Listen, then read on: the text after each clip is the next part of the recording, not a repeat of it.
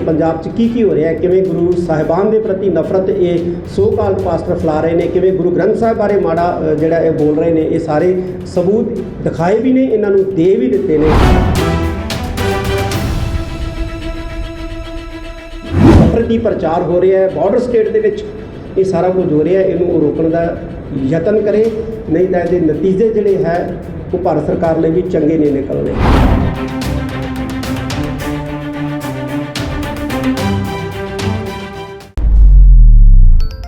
ਐਗਲਿੰਕਨ church ਦੇ secretary ਅਤੇ bishop Anandpur Sahib ਅਤੇ ਤਖਤ ਸ੍ਰੀ ਕੇਸਗੜ੍ਹ ਸਾਹਿਬ ਵਿਖੇ ਪਹੁੰਚੇ, ਜਿੱਥੇ ਉਹਨਾਂ ਨੇ ਅਕਾਲ ਤਖਤ ਸਾਹਿਬ ਦੇ ਜਥੇਦਾਰ ਨਾਲ ਇੱਕ ਮੀਟਿੰਗ ਕੀਤੀ। ਇਸ ਮੀਟਿੰਗ ਦਾ ਮਕਸਦ ਪੰਜਾਬ ਦੇ ਵਿੱਚ ਈਸਾਈਅਤ ਦੇ ਪ੍ਰਚਾਰ ਦੇ ਤੌਰ ਤਰੀਕੇ ਅਤੇ ਹੋ ਰਹੀ ਮਾਹੌਲ ਖਰਾਬ ਨੂੰ ਲੈ ਕੇ ਚਰਚਾ ਕੀਤੀ ਗਈ ਹੈ। ਮੀਟਿੰਗ ਤੋਂ ਬਾਅਦ ਅਕਾਲ ਤਖਤ ਸਾਹਿਬ ਦੇ ਜਥੇਦਾਰ ਅਤੇ ਐਗਲਿੰਕਨ ਚਰਚ ਦੇ ਨੁਮਾਇੰਦਿਆਂ ਵੱਲੋਂ ਪ੍ਰੈਸ ਕਾਨਫਰੰਸ ਕਰਕੇ ਗੱਲਬਾਤ ਵੀ ਕੀਤੀ ਗਈ ਹੈ। ਨਾਲ ਹੀ ਕਿਹਾ ਗਿਆ ਕਿ ਪੰਜਾਬ ਦੇ ਵਿੱਚ ਜਿਸ ਤਰੀਕੇ ਦੇ ਨਾਲ ਈਸਾਈਅਤ ਦਾ ਪ੍ਰਚਾਰ ਕੀਤਾ ਜਾ ਰਿਹਾ ਹੈ ਉਹ ਬਿਲਕੁਲ ਗਲਤ ਹੈ। ਇਸ ਸਾਜ਼ਿਸ਼ ਦੇ ਨਾਲ ਈਸਾਈ ਧਰਮ ਨੂੰ ਬਦਨਾਮ करने की साजिश रची जा रही है। ये हमारे गवर्नमेंट के पार्ट पर बहुत गलत हो रहा है अगर वो इसको रोक नहीं रही है after so many complaints and applications also. एक चीज़ और बताइए कि आप तो कह रहे हैं कि फोर्सफुल कन्वर्जन की बात कर रहे हो, लेकिन एल्योरमेंट्स दी जा रही हैं बच्चों की, वो भी गलत है। वो भी गलत है कि इस तरह की जो फीस है वो एक एनजीओ तो कर सकती है, एक एनजीओ तो कर सकती है, क्योंकि एनजीओज इस तरह के काम करने के लिए बनी होती हैं कि वो किसी गरीब की मदद कर सकें, पर किसी को हेल्प के नाते अगर आप कन्वर्ट कर रहे हैं तो वो गलत है। थोड़ा सा हमें यही बताइए कि क्रिश्चियनिटी में जैसे जो पास्टर जिनकी बात आप कर रहे हो, ये मिरेकुलसली लोगों की डिजीजेस ठीक करने की ऐसा नहीं होता है, क्रिश्चियनिटी इसके ऐसा नहीं होता है। Christian doesn't believe in miracles. चमत्कार की बात भी, चमत्कार नहीं होते हैं।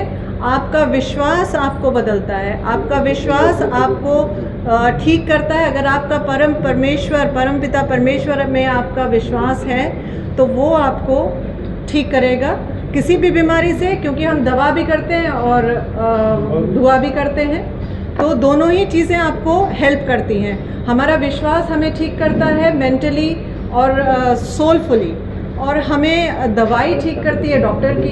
मतलब ये तो कहना बिल्कुल ही गलत होगा कि हम दवा ना करें और सिर्फ चले जाएं किसी बाबा के पास में या प्रीस्ट के पास में कि जी पादी साहब आप हमें ठीक कर दो, तो वो नहीं होगा ऐसे जब तक कि आप उसको दवा नहीं करेंगे। उसके खिलाफ अब कब तक FIR वगैरह कंप्लेंट कराओगे? हमने ऑलरेडी FIRs फाइल की हुई हैं थानों में, डिफरेंट थानों में FIRs गई हुई हैं। 2016 से PMO में हमने लिखा है, माइनॉरिटी कमीशन में हमने लिखा हुआ है इनके खिलाफ, लिस्ट ऑफ पीपल हमने दिए हुए हैं। आज भी मैंने अपने सर को दिया है वो पूरा list of people those who are doing all these things. तो हम चाहेंगे कि हम लोग इसके लिए एक बड़ी आवाज़ में और बड़े ज़ोर से इस चीज़ के लिए कंडेम करें और इसके लिए एक्शन करवाएं गवर्नमेंट से मिल करके। आपको क्या लगता है कि कौन लोग इसके पीछे जो कम्युनल हार्मनी डिस्टर्ब करने? कम्युनल हार्मनी नहीं है ये, हमारी जो इंडिया की जो डेमोग्राफी है उसको ख़राब करने की कोशिश हो रही है। अब ये अब I can't name and I can't say that कि मैं किसी का नाम ले लूँ, एक कंट्री का नाम ले लूँ या एक ऑर्गेनाइजेशन का नाम ले लूँ, तो ये गवर्नमेंट ऑफ इंडिया हमें सपोर्ट करे कि हम उस चीज़ को उजागर कर सकें उनके सामने। क्योंकि ये भी आवाज़ आ रही है कि Christians are also in minority and Sikhs are also in minority, और दोनों को लड़ाने की बात भी लोग कह रहे हैं कि शायद कोई ना कोई ताकत ऐसी है जो दोनों कम्युनिटी को हो सकता है। मतलब हम इस पॉसिबिलिटी को नहीं डिनाई करते हैं, क्योंकि सिख और क्रिश्चियंस एक ही चीज़ को मानते हैं, वो है शब्द। एक ओमकार जो है वो शब्द है, शब्द को हम लोग मानते हैं, हम भी शब्द को मानते हैं, होली वर्ड को मानते हैं। तो जब हम होली वर्ड को आप भी मानते हैं हम भी मानते हैं, तो हम एक ही चीज़ को मान रहे हैं। तो हम उस चीज़ को कैसे डिसरिस्पेक्ट कर सकते हैं जिसको कि हम खुद मान रहे हैं? हम शब्द की कैसे डिसग्रेस कर सकते हैं? लेकिन वो अलग मैसेज दे रहे हैं चमत्कार से ठीक करने का। मेरा पहले भी सवाल था, बड़े-बड़े होर्डिंग वीडियोस आती हैं, ऐसे ही हाथ लगा के परमेश्वर करता है चमत्कार, लेकिन कोई व्यक्ति विशेष ऑन द स्पॉट ठीक होना जैसे वो बता रहे हैं, वो कितना नहीं, ऐसा कुछ नहीं होता। जब तक आप दवा नहीं करेंगे किसी चीज़ की आप ठीक नहीं होंगे। आप हॉस्पिटल जाइए, क्रिश्चियंस ने इतने हॉस्पिटल्स बनाए हैं, उनमें मदर टेरेसा थे, मदर टेरेसा ने हॉस्पिटल्स बनाए, कभी उन्होंने ये नहीं कहा कि आप क्रिश्चियन बनो। उन्होंने सिर्फ और सिर्फ हेल्प की है लोगों की। वही बात बोल रहे हैं मैम, ये चीज़ मैम सिर्फ एंग्लिकन चर्च ही जो है उसको डिनाई करती है या फिर प्रोटेस्टेंट्स जो है या दूसरे All Protestants should come under the umbrellaship of Anglican Church because that is the only legal church in this India, and Constitution of India only accepts and legalize Anglican Church. I have given the Indian Church Act as well as the Christian law. It is written very clearly in that Indian churches are Protestant churches, are Anglican churches, which are two churches. One is Roman Catholic Church. Roman Catholic Church is also legal and they are free to pray here and preach here, prophet there here in India, and same as Anglican Church, but not to condemn any religion. They should stick to their religion. They are not authorized to disgrace any other religion. क्या lady प्रचार कर सकती है जैसे India में हो रहा है? देखिए, लेडी प्रचार कर सकती है, ऐसा कहीं मनाही भी नहीं है, पर ये हर एक इंडिविजुअल के ऊपर है कि आप प्रचार करें या नहीं करें। पर प्रचार किस लिए करना है आपको? किसी की बुराई करनी है तो वो प्रचार नहीं होता है।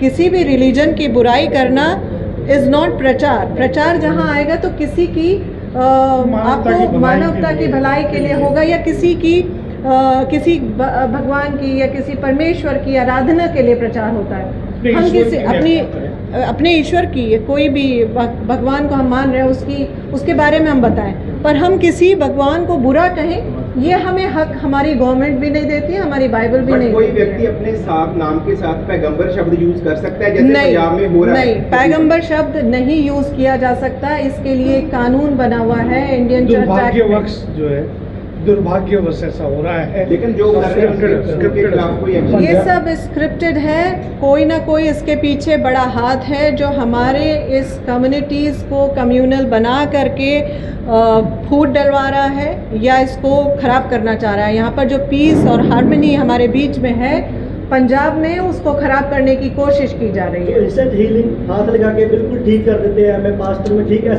तो शायद मैं ठीक हो जाऊंगी, ये मेरा विश्वास है।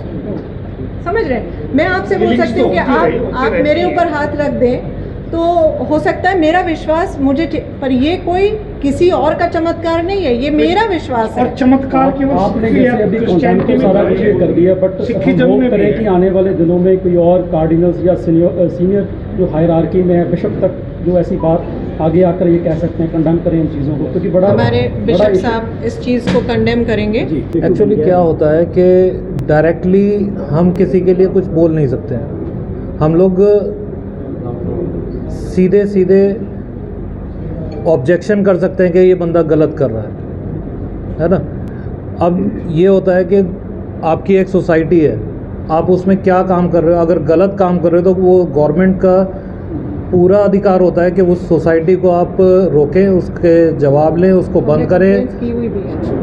उन चीज़ों के लिए हमारी कंप्लेंट्स ऑलरेडी चल रही हैं।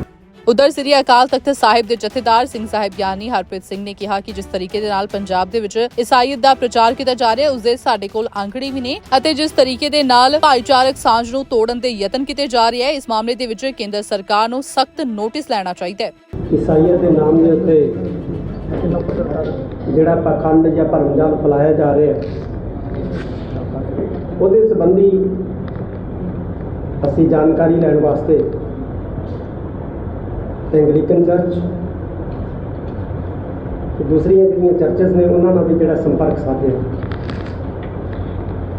ਔਰ ਕੋਸ਼ਿਸ਼ ਕਰ ਰਹੇ ਹਾਂ ਕਿ ਅਸੀਂ ਵੈਟੀਕਨ ਤੋਂ ਵੀ ਜਿਹੜਾ ਕਲੈਰੀਫਿਕੇਸ਼ਨ ਲਈਏ ਕਿ ਜੋ ਕੁਝ ਪੰਜਾਬ ਦੇ ਵਿੱਚ ਇਹ ਮੈਂ ਨਕਲੀ ਪਾਸਟਰ ਕਿਹਾ ਸੀ ਲੇਕਿਨ ਮੈਡਮ ਨੇ ਸੋ ਕਾਲਡ ਪਾਸਟਰ ਕਿਹਾ ਕਿ ਜੋ ਸੋ ਕਾਲਡ ਪਾਸਟਰ ਪੰਜਾਬ ਦੀ ਧਰਤੀ ਦੇ ਉੱਤੇ ਕਰ ਰਹੇ ਕਿ ਇਹ ਸਹੀ ਕਰ ਰਹੇ ਜਾਂ ਗਲਤ ਕਰ ਰਹੇ।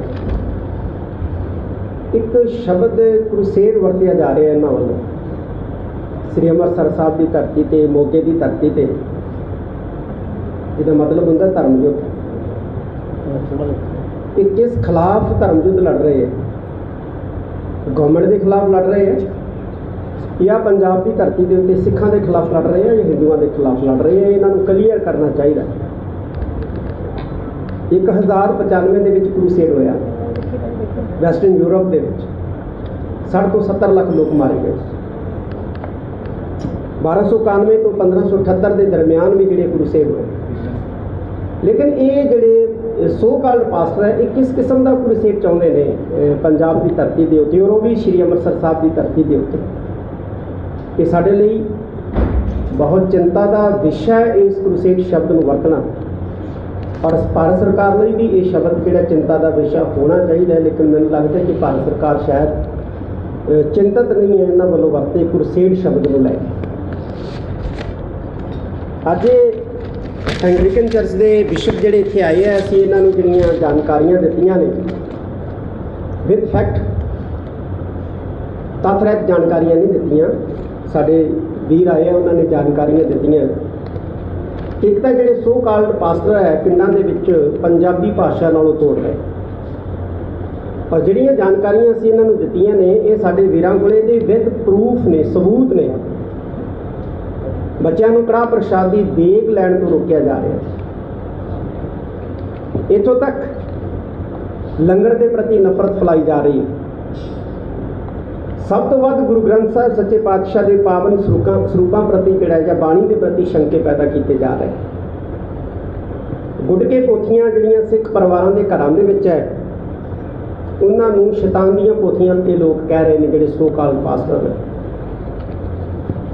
ਸੰਗਾ ਪਿੰਡ ਹੈ ਤਰਨ ਤਾਰਨ ਦੇ ਵਿੱਚ, ਉੱਥੇ ਇੱਕ ਵਿਅਕਤੀ ਵੱਲੋਂ ਗੁਰੂ ਗੋਬਿੰਦ ਸਿੰਘ ਪਾਤਸ਼ਾਹ ਤੇ ਗੁਰੂ ਨਾਨਕ ਸਾਹਿਬ ਪਾਤਸ਼ਾਹ ਬਾਰੇ ਭੱਦੀ ਸ਼ਬਦਾਵਲੀ ਵਰਤੀ। ਬਾਅਦ ਦੇ ਵਿੱਚ ਉਹਨੇ ਮਾਫੀ ਮੰਗੀ, ਪਾਸਟਰ ਨੇ, ਸੋ ਕਾਲਡ ਪਾਸਟਰ ਨੇ, ਔਰ ਉਹ ਮਾਫੀਨਾਮਾ ਜਿਹੜਾ ਸਾਡੇ ਵੀਰਾਂ ਦੇ ਕੋਲ ਹੈ। ਇਸੇ ਤਰ੍ਹਾਂ ਮਜੀਠੇ ਕੋਲ ਇੱਕ ਪਿੰਡ ਹੈ, ਉੱਥੇ ਸ੍ਰੀ ਗੁਰੂ ਗ੍ਰੰਥ ਸਾਹਿਬ ਜੀ ਦੇ ਪਾਵਨ ਸਰੂਪ ਜਿਹੜੇ ਉਹ ਛੱਪੜ ਦੇ ਵਿੱਚ ਸੁੱਟੇ ਗਏ। ਜਦੋਂ ਉਹਦੀ ਜਾਂਚ ਹੋਈ ਤੇ ਉਹਦੇ ਪਿੱਛੇ ਸੋ ਕਾਲਡ ਨਕਲੀ ਪਾਸਟਰਾਂ ਵੱਲੋਂ ਜਿਹੜੇ ਭਰਮ ਦੇ ਵਿੱਚ, ਗੁੰਮਰਾਹ ਦੇ ਵਿੱਚ ਲਿਆਂਦੇ ਲੋਕ ਸੀ, ਉਹ ਸ਼ਾਮਲ ਨਿਕਲੇ। ਇਸੇ ਤਰ੍ਹਾਂ ਰਾਮਦਵਾਲੀ ਦੇ ਵਿੱਚ ਸ੍ਰੀ ਗੁਰੂ ਗ੍ਰੰਥ ਸਾਹਿਬ ਜੀ ਦੇ ਪਾਵਨ ਸਰੂਪ ਅਗਨ ਭੇਟ ਹੋਏ। 7 ਬੰਦਿਆਂ ਨੂੰ 7 ਸਾਲ ਦੀ ਸਜ਼ਾ, 7 ਬੰਦਿਆਂ ਨੂੰ ਨਹੀਂ 7 ਸਾਲ ਦੀ ਸਜ਼ਾ, ਜਿਹੜੇ ਦੋਸ਼ੀ ਸੀ ਉਹਨਾਂ ਨੂੰ 7 ਸਾਲ ਦੀ ਸਜ਼ਾ ਹੋਈ, ਔਰ ਉਹ ਵੀ ਜਿਹੜੇ ਇਹਨਾਂ ਨਕਲੀ ਪਾਸਟਰਾਂ ਵੱਲੋਂ ਗੁੰਮਰਾਹ ਕੀਤੇ ਹੋਏ ਲੋਕ ਸੀ। ਇਸੇ ਤਰ੍ਹਾਂ ਹੋਰ ਬਹੁਤ ਸਾਰੀਆਂ ਘਟਨਾਵਾਂ ਪੰਜਾਬ ਦੇ ਵਿੱਚ ਵਰਤੀਆਂ, ਜਿਨ੍ਹਾਂ ਦੇ ਪਿੱਛੇ ਸੋ ਕਾਲਡ ਪਾਸਟਰਾਂ ਵੱਲੋਂ ਜਿਹੜੇ ਗੁੰਮਰਾਹ ਕੀਤੇ ਲੋਕ ਹੈ ਉਹ ਜਿਹੜੇ ਨੇ ਪਾਏ ਗਏ ਨੇ। ਵਿਦ ਫੈਕਟ ਸਾਡੇ ਵੀਰਾਂ ਕੋਲ ਜਿਹੜੇ ਉਹ ਸਾਰੇ ਮੌਜੂਦ ਹੈ। ਇਸੇ ਤਰ੍ਹਾਂ ਹੀ ਇੱਕ ਕੋਈ ਮੱਖਣ ਨਾਂ ਦਾ ਪਾਸਟਰ ਹੈ, ਉਹ ਇੱਕ ਬੀਬੀ ਨੈੱਟ ਦੇ ਉੱਤੇ ਉਹਦੀ ਵੀਡੀਓ ਪਈ ਹੈ ਜਿਹੜੀ ਕਹਿ ਰਹੀ ਹੈ ਕਿ ਇਹ ਨੰਗੀਆਂ ਹੋ ਕੇ ਪ੍ਰਾਰਥਨਾਵਾਂ ਕਰਨ ਦੀ ਜਿਹੜੀ ਹੈ ਸਾਨੂੰ ਉਹ ਗੱਲ ਕਰਦਾ ਸੀ। ਔਰ ਇਸੇ ਤਰ੍ਹਾਂ ਜਿਹੜੇ ਹਸਪਤਾਲ ਹੈ, ਖਾਸ ਤੌਰ ਦੇ ਉੱਤੇ ਸ੍ਰੀ ਅੰਮ੍ਰਿਤਸਰ ਸਾਹਿਬ ਦੇ ਵਿੱਚ ਮੈਟਰਨਿਟੀ ਹਸਪਤਾਲ ਹੈ ਸਰਕਾਰੀ, ਉੱਥੇ ਇਹਨਾਂ ਦੇ ਬੰਦੇ ਜਾਂਦੇ ਨੇ, ਔਰ ਜਿਹੜੀਆਂ ਪ੍ਰੈਗਨੈਂਟ ਔਰਤਾਂ ਹੁੰਦੀਆਂ ਉਹਨਾਂ ਨੂੰ ਕਿਹਾ ਜਾਂਦਾ ਹੈ ਕਿ ਤੁਸੀਂ ਇੱਥੋਂ ਦਾਰੂ ਜਿਹੜੀ ਹੈ ਉਹ ਨਾ ਲਓ, ਤੁਸੀਂ ਖਾਂਬੜੇ ਜਿਹੜੀ ਹੈ ਚਰਚ ਬਣੀ ਉੱਥੇ ਜਾਓ, ਤੁਸੀਂ ਠੀਕ ਹੋ ਜਾਓਗੇ। ਗੁੰਮਰਾਹ ਫੈਲਾਏ ਜਾ ਰਹੇ। ਹੋਰ ਬਹੁਤ ਸਾਰੀਆਂ ਜਿਹੜੀਆਂ ਨੇ ਘਟਨਾਵਾਂ ਜਿਹੜੀਆਂ ਪੰਜਾਬ ਦੇ ਵਿੱਚ ਵਰਤੀਆਂ, ਜਿਨ੍ਹਾਂ ਦੇ ਪਿੱਛੇ ਸੋ ਕਾਲਡ ਪਾਸਟਰ ਜਿਹੜੇ ਆ ਉਹ ਮੌਜੂਦ ਸੀ, ਪਰ ਇਹ ਸਾਰੇ ਸਬੂਤ ਹੈ। ਅਸੀਂ ਇਹਨਾਂ ਦੇ ਸਾਹਮਣੇ ਜਿਹੜੀਆਂ ਇਹ ਸਾਰੀਆਂ ਗੱਲਾਂ ਰੱਖੀਆਂ। ਮੈਨੂੰ ਖੁਸ਼ੀ ਹੈ ਇਸ ਗੱਲ ਦੀ ਕਿ ਇਹਨਾਂ ਨੇ ਇਹ ਸੋ ਕਾਲਡ ਪਾਸਟਰਾਂ ਦੇ ਨਾਲ ਸਾਡਾ ਕੋਈ ਸੰਬੰਧ ਨਹੀਂ ਹੈ। ਇਹ ਗੱਲ ਜਿਹੜੀ ਹੈ ਜ਼ੋਰ ਸ਼ਾਰ ਦੇ ਨਾਲ ਮੀਟਿੰਗ ਦੇ ਵਿੱਚ ਵੀ ਕਹੀ ਹੈ ਔਰ ਮੀਡੀਆ ਦੇ ਵਿੱਚ ਵੀ ਕਹੀ ਹੈ। ਪਿੱਛੇ ਮੈਂ ਇੱਕ ਬਿਆਨ ਦਿੱਤਾ ਸੀ ਜਿਹਦੇ ਵਿੱਚ ਮੈਂ ਕਿਹਾ ਸੀ ਕਿ ਇਹਨਾਂ ਨੂੰ ਬਾਹਰ ਤੋਂ ਫੰਡਿੰਗ ਹੋ ਰਹੀ ਹੈ। ਉਦੋਂ ਬਹੁਤ ਸਾਰੇ ਲੋਕਾਂ ਨੇ ਜਿਹੜਾ ਇਹ ਕਿਹਾ ਕਿ ਕਿੱਥੇ ਸਬੂਤ ਹੈ। ਹੁਣ ਐਂਗਲਿੰਗ ਚਰਚ ਦੇ ਜਿਹੜੇ ਸਾਡੇ ਸੈਕਟਰੀ ਹੈ ਮੈਡਮ, ਇਹਨਾਂ ਨੇ ਖੁਦ ਇਸ ਗੱਲ ਨੂੰ ਕਬੂਲ ਕੀਤਾ ਹੈ ਕਿ ਸਾਡੇ ਕੋਲੇ ਫੈਕਟ ਨੇ, ਸਾਡੇ ਕੋਲੇ ਤੱਥ ਨੇ ਕਿ ਇਹਨਾਂ ਨੂੰ ਬਾਹਰੋਂ ਫੰਡਿੰਗ ਹੋ ਰਹੀ ਹੈ। ਔਰ ਜਿਹੜਾ ਮੈਂ ਬਿਆਨ ਦਿੱਤਾ ਸੀ ਉਹਨੂੰ ਇਹਨਾਂ ਨੇ ਜਿਹੜਾ ਹੈ ਬਿਲਕੁਲ ਦਰੁਸਤ ਸਹੀ ਜਿਹੜਾ ਹੈ ਉਹ ਕਿਹਾ ਕਿ ਹੋ ਰਹੀ ਹੈ ਫੰਡਿੰਗ। ਸਬੂਤ ਜਿਹੜੇ ਉਹ ਕਹਿੰਦੇ ਸਾਡੇ ਕੋਲ ਹੈ। ਬਾਰਡਰ ਸਟੇਟ ਦੇ ਵਿੱਚ, ਬਾਰਡਰ ਏਰੀਏ ਦੇ ਵਿੱਚ ਇਹ ਜਿਹੜੀਆਂ ਗਤੀਵਿਧੀਆਂ ਚੱਲ ਰਹੀਆਂ ਤੇ ਨਫ਼ਰਤ ਭਾਈਚਾਰਿਆਂ ਦੇ ਵਿੱਚ ਪੈਦਾ ਕਰਨ ਦਾ ਜਿਹੜਾ ਯਤਨ ਹੋ ਰਿਹਾ ਹੈ ਈਸਾਈਅਤ ਦੇ ਨਾਮ ਦੇ ਉੱਤੇ, ਇਹ ਬਹੁਤ ਗਲਤ ਹੋ ਰਿਹਾ ਹੈ। ਕਿਉਂਕਿ ਪੰਜਾਬ ਇੱਕ ਐਸੀ ਸਟੇਟ ਹੈ ਜਿੱਥੇ ਅੱਜ ਤੱਕ ਕਦੇ ਭਾਈਚਾਰਿਆਂ ਦੇ ਵਿੱਚ ਟਕਰਾਵ ਨਹੀਂ ਹੋਈ। ਕਦੇ ਇੱਕ ਭਾਈਚਾਰੇ ਨੇ ਦੂਸਰੇ ਭਾਈਚਾਰੇ ਦੇ ਪ੍ਰਤੀ, ਖਾਸ ਤੌਰ ਦੇ ਉੱਤੇ ਧਾਰਮਿਕ ਗ੍ਰੰਥਾਂ ਦੇ ਪ੍ਰਤੀ ਨਫ਼ਰਤ ਦਾ ਪ੍ਰਚਾਰ ਨਹੀਂ ਕੀਤਾ। ਲੇਕਿਨ ਇਹ ਲੋਕ ਇਹ ਸਭ ਕੁਝ ਜਿਹੜਾ ਉਹ ਕਰ ਰਹੇ ਹੈ।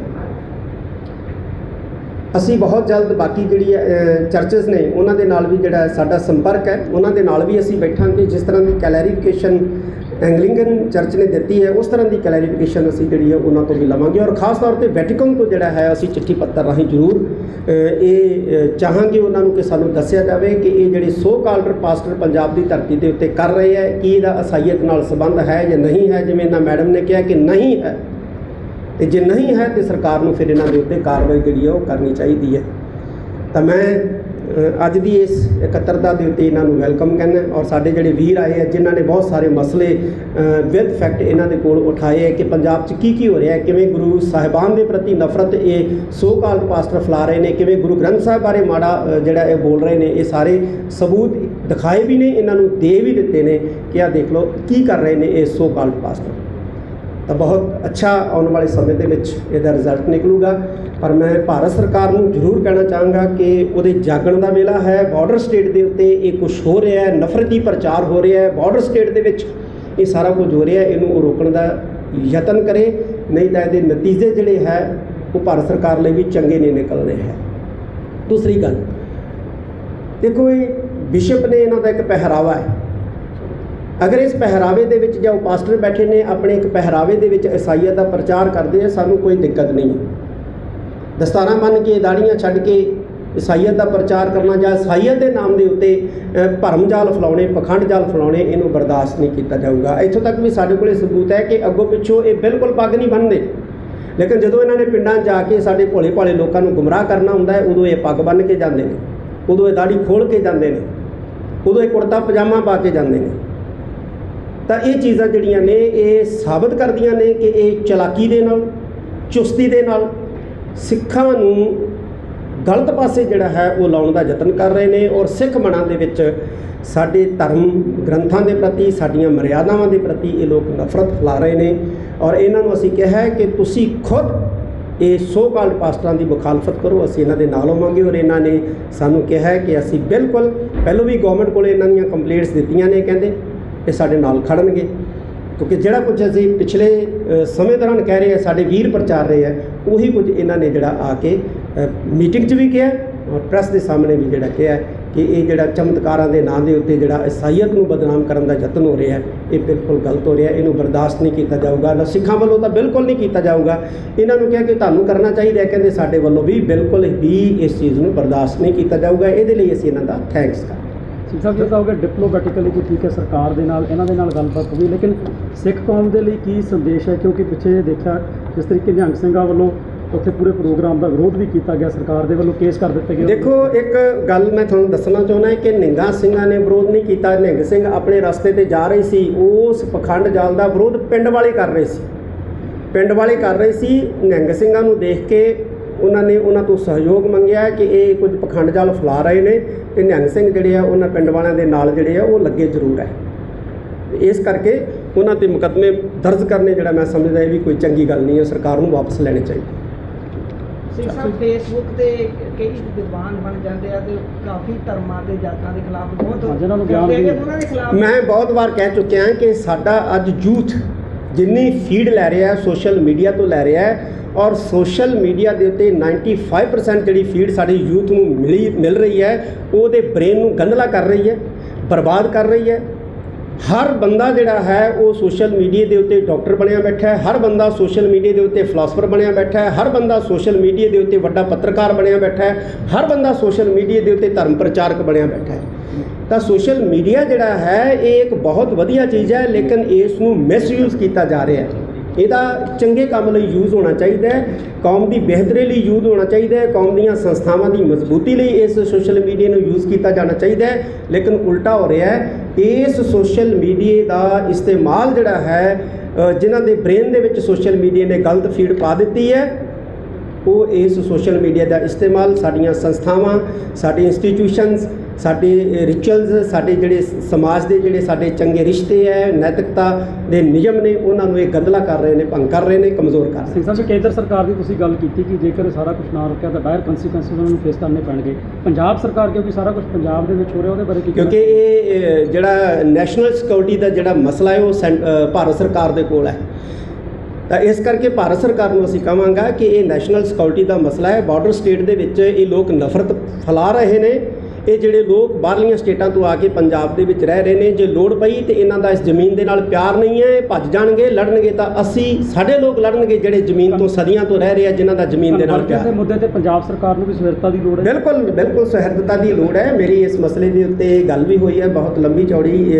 CM ਪੰਜਾਬ ਦੇ ਨਾਲ, ਉਹਨਾਂ ਨੇ ਬੜਾ ਵਧੀਆ ਜਿਹੜਾ ਹਾਂ ਪੱਕੀ ਹੁੰਗਾਰਾ ਭਰਿਆ ਕਿ ਜ਼ਬਰੀ ਕਨਵਰਜ਼ਨ ਜਿਹੜਾ ਹੈ ਇਹ ਬਿਲਕੁਲ ਪੰਜਾਬ 'ਚ ਬਰਦਾਸ਼ਤ ਨਹੀਂ ਕੀਤਾ। ਸਿੰਘ ਸਾਹਿਬ ਜੀ, ਆਏ ਹੋਏ ਨੁਮਾਇੰਦਿਆਂ ਨਾਲ ਸ੍ਰੀ ਅਕਾਲ ਤਖਤ ਸਾਹਿਬ ਜਾਂ ਸ਼੍ਰੋਮਣੀ ਕਮੇਟੀ ਵੱਲੋਂ ਕੋਈ ਇਕੱਠਾ ਧੜਾ ਜਾਂ ਕਮੇਟੀ ਅਸੀਂ ਕੋਸ਼ਿਸ਼ ਕਰਾਂਗੇ ਕਿ 5 ਸਿੱਖ ਔਰ 5 ਅਸੀਂ ਈਸਾਈ ਚਰਚ ਦੇ ਜਿਹੜੇ ਵੱਖਰੀਆਂ ਇਹਨਾਂ ਦੀ ਚਰਚਸ ਨੇ ਉਹਨਾਂ ਤੋਂ ਅਸੀਂ ਨੁਮਾਇੰਦੇ ਲੈ ਕੇ ਇਹਨੂੰ ਅਸੀਂ ਭਾਰਤ ਸਰਕਾਰ ਦੇ ਨਾਲ ਡਾਇਲੌਗ ਕਰਨ ਵਾਸਤੇ ਭੇਜੀਏ ਕਿ ਉਹ ਇਸ ਚੀਜ਼ ਨੂੰ ਰੋਕਣ ਵਾਸਤੇ ਕੂੜ ਪ੍ਰਚਾਰ ਜਿਹੜਾ ਹੋ ਰਿਹਾ ਹੈ ਜਾਂ ਗੁਰੂਡਮ ਜਿਹੜਾ ਹੈ ਈਸਾਈਅਤ ਦੇ ਨਾਂ ਦੇ ਉੱਤੇ ਜਿਹੜਾ ਗੁਰੂਡਮ ਫੈਲ ਰਿਹਾ ਜਾਂ ਡੇਰਾਵਾਦ ਜਿਹੜਾ ਈਸਾਈਅਤ ਦੇ ਨਾਂ ਦੇ ਉੱਤੇ ਫੈਲ ਰਿਹਾ, ਭਾਰਤ ਸਰਕਾਰ ਵੀ ਇਹਨੂੰ ਕਾਬੂ ਕਰਨ ਦੇ ਵਿੱਚ ਈਸਾਈ ਔਰ ਸਿੱਖ ਭਾਈਚਾਰੇ ਦੀ ਮਦਦ ਕਰੇ।